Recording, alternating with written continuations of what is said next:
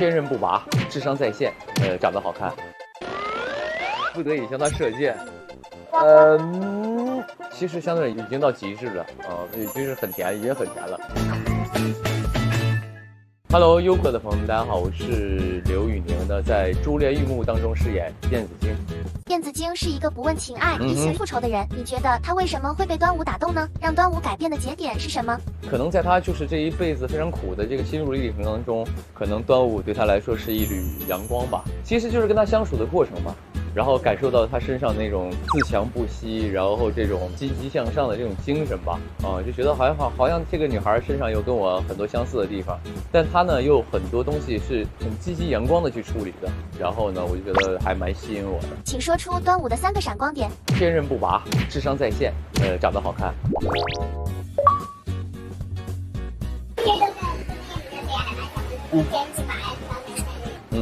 端午和燕子京的感情有甜有虐，你觉得甜虐的占比是多少呢？甜只有20%到30%吧。像醉酒吻这样甜甜的戏份多吗？其实没有多少，其实相对已经到极致了啊，已经是很甜，已经很甜了。因为我们这个戏其实还是以经商为主，不是说一脑门子都是谈恋爱的这种戏啊。还有看到路透保护端午的戏份，当时是怎样的情况呢？那个其实还好，因为就是它算是一场连打，它是有打戏的嘛。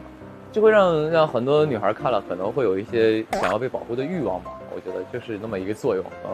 剧中的打戏多吗？感受是怎样的？在一个这个商场的戏里算是多的。这一次所有的武指设计呢，都是相对来说比较实的那种的，都是那种真正的砍拼那种的，然后徒手搏斗这种的比较多一些。燕子京感情上有个对手就是张晋然，在看到端午和他在一起时会有吃醋吗？会有，当然会有啊。燕子京吃醋的表现是怎样的？他的表现可能就是假装不在乎吧，在这个心里会非常不爽，但是又不能过多表现出来，他还得装着点儿，然后呢，偶尔会去刺激两句，点一点啊，就这种的。燕子京在大漠用箭射向端午的那场戏，燕子京的内心是怎样的？其实那一箭射到他身上的时候，我也内心是非常痛苦的嘛。那个举动呢，一定是要保护他的，因为我要做的事儿非常非常危险，而且燕子京也活不了多久了，就是让他死心嘛。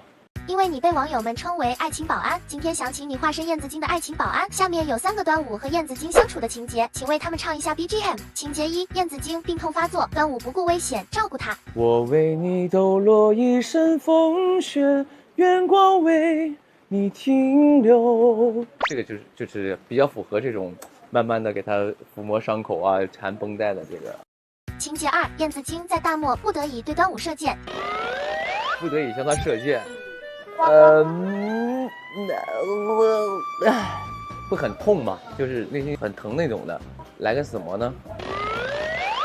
有一首歌叫《别梦寒》，也是我的歌啊。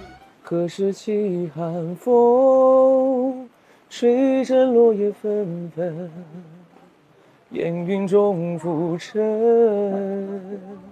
粽叶般的钟声，就很安静，但是内心是波涛汹涌的那种感觉。情节3：端午和燕子京互通心意在一起。你说爱情就像满载故事盛开的花，我翻越山海送给你呀，你就再等一等我好吗？